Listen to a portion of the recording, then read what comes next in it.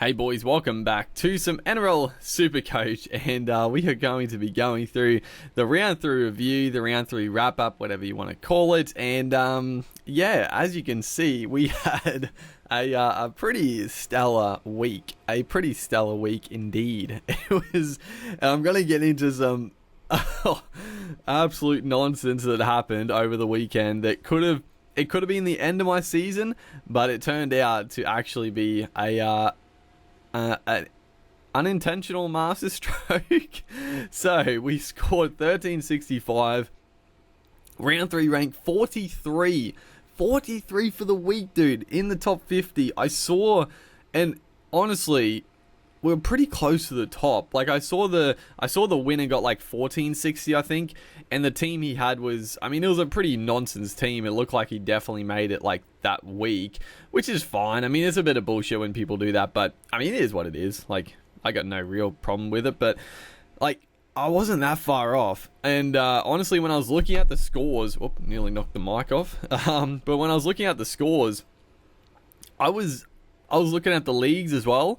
And there were a couple of people with some decent scores, but honestly, I was like fairly out in front. So I was half like in the running, I feel like, to get the top score of the week. And 43, I think that's easily the best week performance I've had. 43, that's crazy. And it has shot us up 45,288 ranks. We're just sitting outside the top K now. So, you know, a week in Supercoach, it can change things pretty quickly. But yeah, let's enough of the showboating here. Let's get into the nitty gritty. Let's get into the team. Honestly, it was almost not perfect, but we had a couple of letdowns. But other than that, I mean, everything went pretty darn well. So, Reed Marnie, one of the big letdowns, and I mean, he's been an absolute letdown for the whole time. But I'm looking at the other hookers. I'm like, Cook had a good week, but he hasn't been that great. He's probably only averaged about 50. Api Coruscant started amazingly, but he only got like, I don't know, maybe 30 on the weekend. So, yeah. And then Harry Green is obviously the standout, but he hasn't played 2 weeks. So it's been a weird start to the for the dummy halves this year. So, yeah, Reed Marnie 33.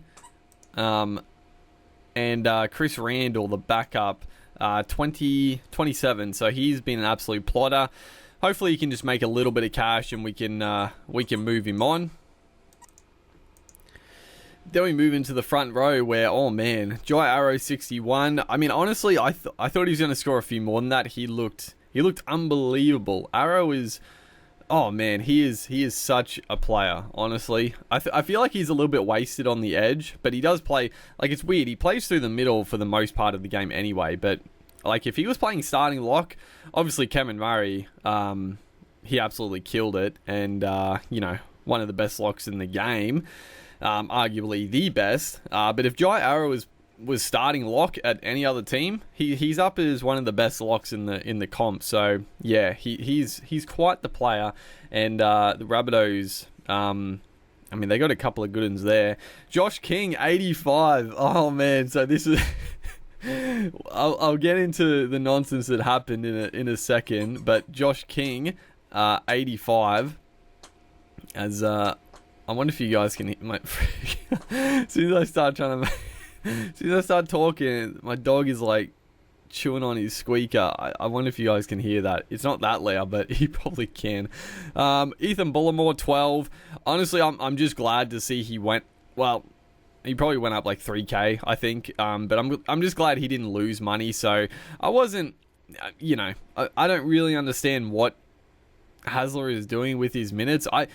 It just doesn't make any sense because, like, primarily he's a middle forward. Like, that's where he plays his best footy. He's had to go onto the edge with a couple of injuries. And I think I thought he did a pretty good job. And then he was pretty much just dropped in round 2. And And then he was on the bench this game, and I thought, oh, he'd probably play some decent minutes through the middle, but no, he just spelled Davey in the last like 20 minutes. So I don't understand what Hazlitt is doing with Bullimore, but I think it's probably time for him to go. Max King 38. He was one of the trades I brought in. Not bad. I mean, he only played a few minutes, but god damn, he literally offloads every tackle. Like he's the best offloader in the game. Like, what is happening? I don't know where this has come from, but yeah, he is legit the best offloading prop in the comp at the moment. It's absurd. Then we move into the back row, where Dave Fafita, 72.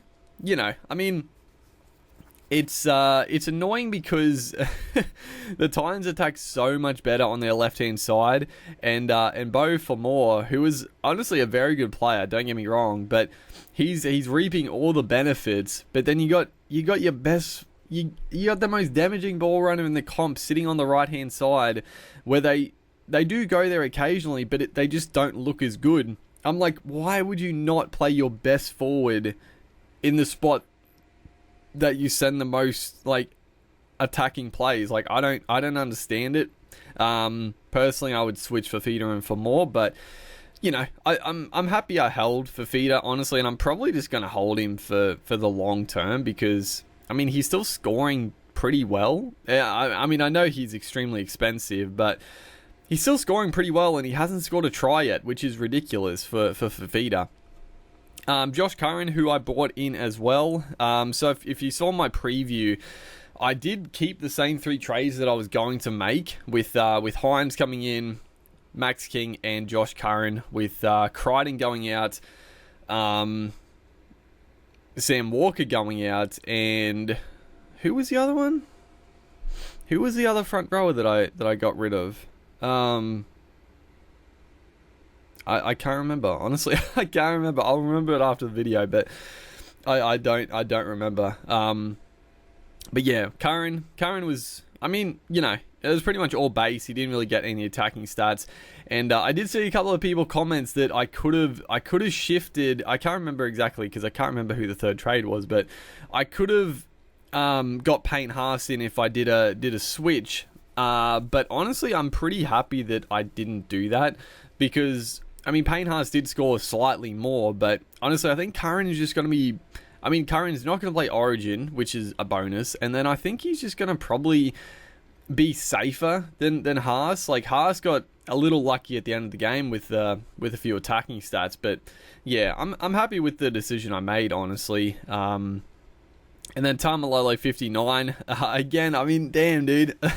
Tamalolo could have scored like 70, 80 plus, because he played the first 52 minutes, and then because the Cowboys were flogging the Broncos, he just didn't need to bring him back on. So yeah, he didn't get put back on. I'm a little surprised his score wasn't higher, because he looked like he did a fair bit of work, and he also got that try assist, line break assist. So I'm a little shocked he only got 59 points to begin with, but I'm happy with Tamalolo.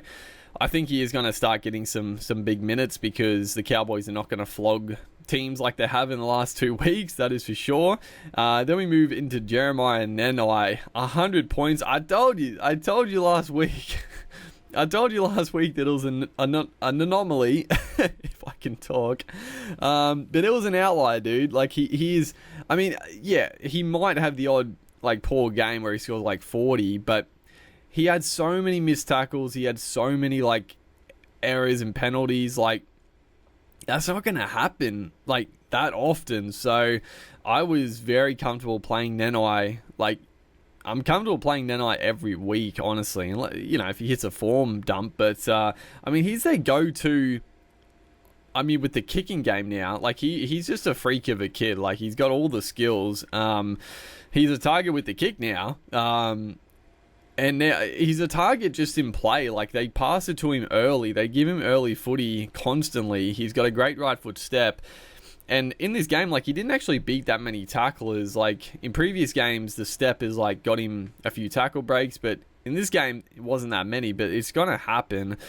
Eli Katoa, 20 points. Again, I'm just glad he didn't like lose a bunch of cash. He suffered an injury. So, like, I'm disappointed that I'm going to probably have to get rid of him because I still think he's good value, but he's had a bit of a bad, just a bit of bad luck the last couple of weeks.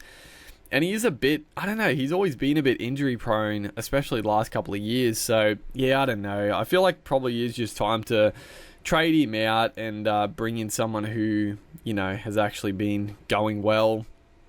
And, I still think there's good value. So, if I had to hold him, because I haven't really looked at my trades this week, but if I had to hold him, I wouldn't be that unhappy about it. I still think he can go pretty well, but just a couple of unlucky weeks for him. Tuolangi obviously didn't play. Then we move into the halves. So Nico Hines, 124. Very happy I made the trade. I wasn't even that umming and ahhing about it. I was pretty set in stone that I was going to trade Walker out for Hines because I just feel like Hines, just the way he plays, the first couple of weeks, you can just tell he's going to score well every week because he's got a good base, he's hitting goals, he makes a lot of runs, so he makes a lot of tackle breaks, very similar to Munster, and he's just got that upside. So, Walker gone was a great move, and Brad Schneider, 79 points. He looked good defensively. At times not the best, but he looks very good with ball in hand. He takes the line on a lot, kicking goals. I mean, again, he's a great cheapie. I think he'll probably be the cheapie of the year, maybe. We'll see, but I wouldn't be shocked. I mean, he's averaging 62 already. Obviously only the 2 games because he missed last week, but he's due to some big price rises. Then Dylan Brown, 100 points. Oh, man, Brownie absolutely killed it. And I feel very happy that I went with Brown instead of spending the big cash on Munster. I mean, Munster has outscored him the last couple of weeks. I think Brown got, what did he get, 60-odd last week. Munster got 70-odd. And then this week, Brown got 100. Munster probably got 110, 120. So he has outscored him, but for the price, it's oh man, he's been an absolute bargain. Lockie, Ilias, 31. Honestly, I mean, it's about what you'd expect. And if you just get some price rises, honestly, it's fine. Then we move into the back line, which is also, I mean, dude, we had almost, you look at the team, I almost had such a perfect week, and you'll see I had the vice captaincy on Hines, and I didn't loop him, so I keep saying I'm going to get into the nonsense in a second, and we're almost there, but Jack Bird, 66, he did score a try in a line break, and only got 66, but honestly, he looked really good. He looked good. I gotta be honest, I'm still half tempted to get rid of him for someone cheaper to free up some cash because, I mean, he's 5'10". He's averaging close to 60. It's pretty good, but I don't know. This was a tough week because he looked really good but still only got 66. I don't know. I am a little bit on the fence about maybe getting rid of Bird for someone a bit cheaper because I could use the cash. I could definitely use the cash elsewhere. Kurt Mann, 86. Oh, if you watched last video, you know I was so keen to get rid of Kurt Mann. Oh, thank God I couldn't. And I'm pretty sure the way... I think one of the ways people were saying I could have traded out Mann and the way they said, I can't remember exactly, but I could have traded out Mann if I did it the other way, and I was very keen to last week, but thank God I didn't. And honestly, I heard a bit after I put that video up last week that he was carrying an injury and he was avoiding contact, running the footy, which makes a lot of sense because he just didn't run the footy at all last week. So this game, holy hell, he was good. He was incredible. In this game. I'm not going to talk too much about the games themselves in this video, but honestly, the Panthers have been pretty lucky to start the year, haven't they? I mean, first round, they obviously looked really good. Second round, the Dragons get a very BS sin binning of Sewer, which sort of... I mean, I'm not going to say the Dragons would have won if it didn't happen, but it definitely changed the game. And then the Panthers won on that. And then and then against the Knights, Barnett comes up with one of the most ridiculous dog shots you'll ever see, and that he gets sent, and they play against a team with 12 players for like 50 minutes. So the Panthers have been very lucky to start the year. I'm not saying they would have lost either of the games, but they've had some decent luck going their way with that sort of stuff. Isaac Tago, 94. Just, again, I mean, I'm not reading too much into it because people are carrying on about the Taylor May and Tago scores, but they were versing a team with 12 players. Like, obviously they're outside backs, and you'll see all of them. I think Stephen Crine got 80 odd. Charlie Staines got like 60. Obviously, against a team with 12 players, the outside men are going to score well because they one less player in the defensive line. So it's still a great score, and I think Tago is an absolute gun. But I'm not reading too much into like Tago and May being like absolute incredible world beaters or anything like that. I am probably going to try to get Taylor and May in. Maybe get rid of Jack Bird for him potentially. Because I do think he's in for some decent price rises, but don't expect those sort of scores from him in the future. That's all I'll say.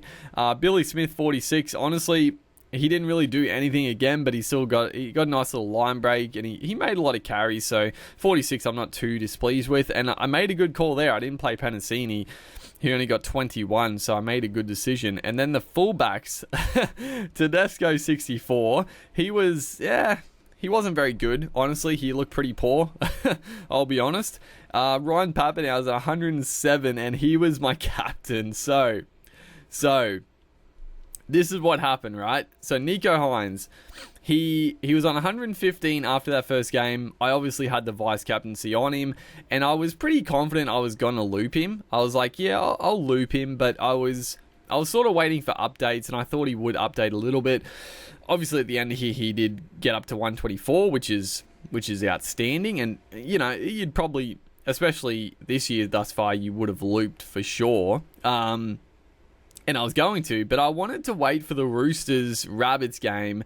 Or not Roosters-Rabbits. Roosters-Rabbits. Yeah, what am I talking about? But yeah, I wanted to see how Ilias went, because he... Honestly, out of all my players, I thought he was probably the guy that could screw the AE the most. And I thought, if he gets like 10 points or something like that, do I still loop? So I was sort of just waiting for that game.